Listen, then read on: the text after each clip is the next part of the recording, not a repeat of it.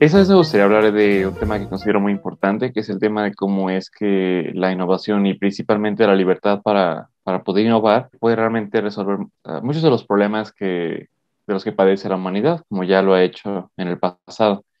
Me gustaría empezar pues abordando, por ejemplo, creencias catastróficas, esta idea de que el mundo se va a acabar o de que algo terrible va a pasarnos a nosotros o a la humanidad en general, por ejemplo, no es nada nuevo. En los 60, 70 era muy común el pensamiento catastrófico. Por ejemplo, en eso entonces se creía mucho que una gran parte del mundo iba a empezar a morir como resultado de hambrunas. Incluso un biólogo que se llama Paul Ehrlich escribió un libro que se llama The Population Bomb, en el que básicamente clamaba que países, por ejemplo, como la India, estaban ya destinados pues, a perecer. O sea, que los países de Occidente no tenían nada que ganar destinando paquetes de ayuda a tipo de cosas a naciones como la India. Debíamos dejarlos prácticamente morir, ¿no? Otro autor incluso asemejaba la situación a una especie de barco salvavidas, de bote salvavidas, en el cual si las naciones de Occidente querían subir a más naciones pobres, lo que pasaría era que el bote salvavidas se iba a hundir, ¿no? Básicamente diciendo que solamente las naciones ricas de Occidente podían navegar exitosamente a través del desastre, de la hambruna que preveían, y pues bueno, que había que dejar a su suerte y pues reitero que perecer a naciones pobres. El enfoque mucho era la India, ¿no? En ese entonces. Resulta que pues mientras Paul Ehrlich y compañía escribían ese tipo de predicciones pesimistas, un agrónomo que se llama Norman Borlaug estaba trabajando en la producción de una nueva especie de trigo que pudiera ser capaz de adaptarse a diferentes climas, que fuera una planta un poquito más chaparra para que no se, no la tumbara el viento, etcétera. Muchas cosas tenía esa nueva planta de trigo en la que él estaba trabajando al cruzar diferentes cepas de trigo, pues precisamente con tal de volver la producción de comida algo más barato, algo más confiable, precisamente pensando en naciones como la India. Pues justamente lo que pasó fue que gracias a la introducción de esta nueva especie de trigo, la hambruna y la catástrofe que personas como Paul Ehrlich pronosticaban para naciones pobres nunca se manifestó. Países como la India precisamente lograron empezar a producir cantidades tan abundantes de comida que empezaron a poder incluso exportar trigo, ¿no? Y todo gracias a la innovación. Una nota curiosa es que originalmente las autoridades de Pakistán y la India se negaban a aceptar la introducción de este trigo. A pesar de todos los beneficios que esta especie de trigo probaría traer para su población, al principio las autoridades de esos países estaban renuentes a aceptarla, mostrando así como es que a veces el gobierno, o sea, si nos ponemos a pensar un poquito y el gobierno hubiera plantado su pie firme y hubiera dicho, no, no vamos a dejar que esta especie de trigo exista aquí, las predicciones de personas como Elric se hubieran vuelto realidad, ¿no? Una muestra de cómo es que muchas veces el gobierno, en lugar de ser un bastión, un catalista de cambio para bien, resulta ser pues todo lo contrario, en nuestro detrimento, ¿no? La existencia y las acciones del gobierno.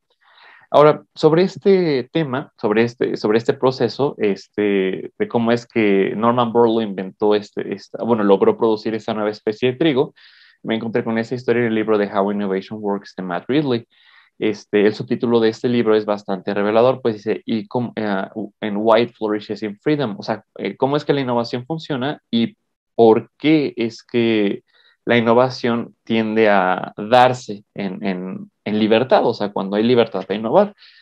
Y pues la realidad es que, como vemos, o sea, si en el ejemplo que acabo de poner, como es que originalmente las autoridades de Pakistán y la India no querían dejar que esta especie de trigo llegase a sus tierras, ¿no? El gobierno muchas veces sirve pues para detener, para a través de regulaciones que a veces son arbitrarias, detener los intentos de muchos emprendedores de cambiar la situación pues, de su país, ¿no? De su sociedad. Como vemos, pues, por ejemplo, hay una infinidad de problemáticas que han logrado ser resueltas gracias a la innovación de particulares. Muchas veces problemáticas que ni siquiera considerábamos, por ejemplo, en el automóvil, ¿no? Que es algo que ahorita tenemos, algo que damos por sentado, ya sea porque o tienes un automóvil o en transporte público te mueves de un lado a otro, o incluso gracias a la introducción de Uber, por ejemplo. El uso de un automóvil es algo que, pues, en estos tiempos ya damos por sentado, es completamente indispensable, podríamos decir que es incluso indispensable. Sin embargo, pues hace más o menos 100 años, eso pues no era así. Se debió, gracias a los esfuerzos de Henry Ford de producir un auto que se pudiera producir en masa, de tal forma que fuera costeable por la mayoría de las personas, es que podemos tener automóviles que pues, sean disfrutados por la mayoría. Como justamente decía Henry Ford, ¿no? Si Henry Ford le hubiera preguntado a la gente qué es lo que la gente quería, la gente le hubiera dicho, no, pues caballos más rápidos, ¿no? Muchas veces la gente no sabe qué es lo que quiere. O sea, no podemos nosotros como consumidores a veces predecir qué es lo que nos haría bien o qué es lo que querríamos comprar. La realidad es que mucho de ese trabajo de innovación depende de que uno que otro visionario, una que otra persona con mucha creatividad y con mucha tolerancia al riesgo se dedique a producir algo que después resulte que sí queremos. La tolerancia al riesgo es algo muy importante porque así como existen historias de éxito como la de Henry Ford, por cada Henry Ford existen incontables personas de las que nunca se supo que estuvieron trabajando en algún proyecto al que le dedicaron toda su vida, todo su sudor, toda su energía, todo su dinero y que fracasó porque al final del día esta idea no nos ayudaba pues, a mejorar nuestra vida, ¿no? Que es lo que pasa muchas veces. La realidad es que la mayoría de emprendimientos tienden a fallar. Esa es la razón precisamente por la que la libertad es importante, pues para que la innovación que llevan a cabo los emprendedores nos permita resolver los problemas a los que nos enfrentamos.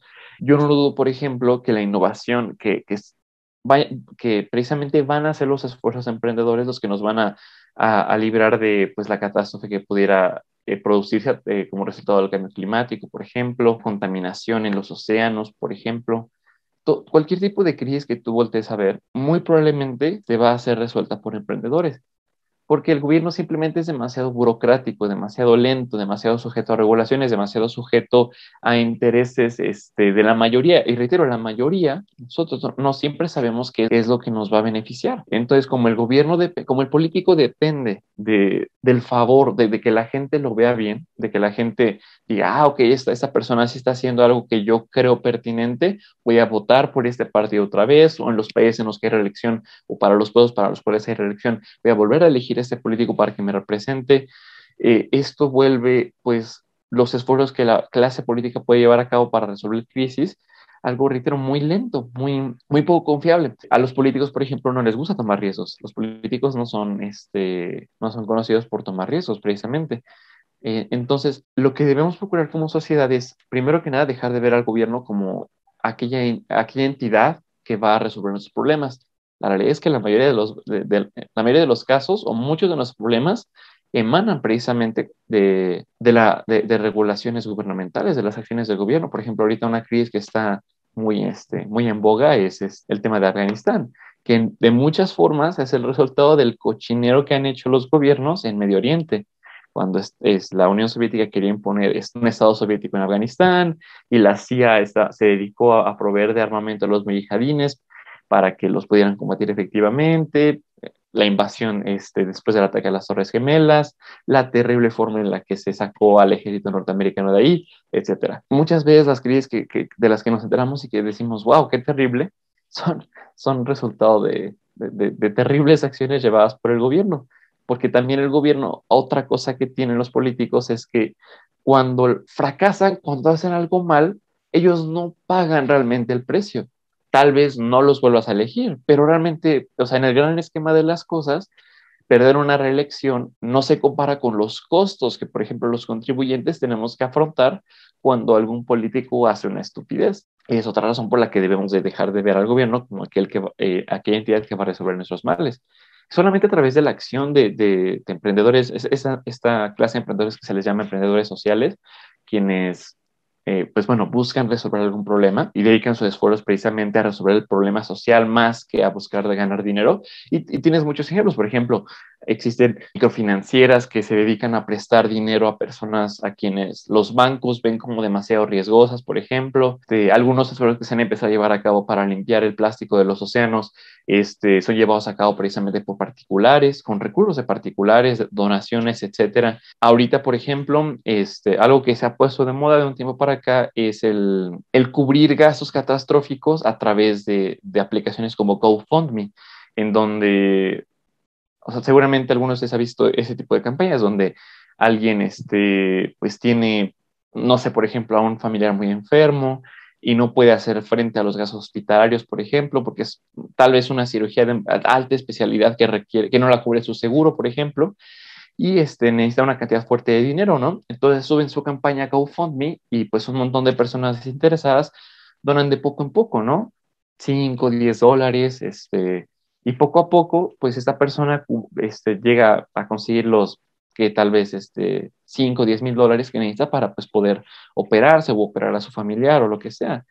O sea, precisamente el resultado de ese tipo de organizaciones sin fines de lucro como GoFundMe, que, pues permiten que una persona en necesidad pueda contactar a tantas más personas en el mundo que a veces queremos ayudar, ¿no? Etcétera. La realidad es que la lista de emprendimientos sociales y de emprendimientos que resultan en el beneficio social es interminable.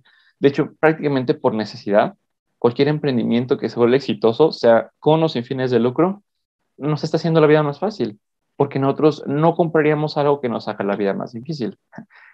Cualquier cosa que estemos comprando y con lo cual estemos enriqueciendo al emprendedor o firma que esté produciendo esta innovación, resulta o sea, estas compras resultan de que pues nos hacen la vida más fácil. Computadora, audífono, celular, lo que tú voltees a ver en tu hogar es resultado de ese tipo de innovación. A veces cosas que damos, reitero, por ejemplo, puse el ejemplo del automóvil, ¿no?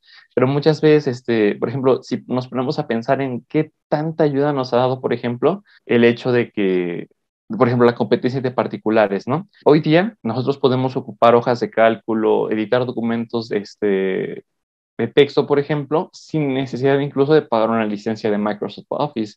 Existen, por ejemplo, alternativas gratuitas como LibreOffice, que es un proyecto precisamente sin fines de lucro que provee aplicaciones que son, reitero, igualitas a la suite de Office, pero gratis para que tú las instales en tu computadora y trabajes hojas de cálculo y archivos tipo Word.